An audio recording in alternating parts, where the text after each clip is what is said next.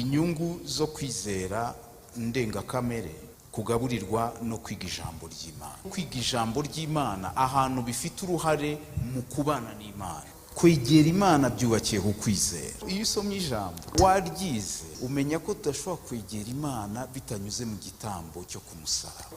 Reka rero turebe uko bitangira. Bibiliya ikoresha urugero rw'intama n'umwungeri. Ikintu cya mbere tubanza kwiga ni Yesu wuhe twakiriye. Yesu twakiriye ni Yesu wapfuye agahambwa akazuka, ni Yesu uri mu mbaraga no mu bwiza bwe. Nuriya Yohana yabonye ku kirwa cya Patmo agwa igihumure. Umwungeri wacu ni uwazuwe. Mu Baheburayo 13:20 hatwereka ko Yesu yahindutse umutahiza mukuru w'intama, ni ukuvuga umwungeri mukuru w'intama.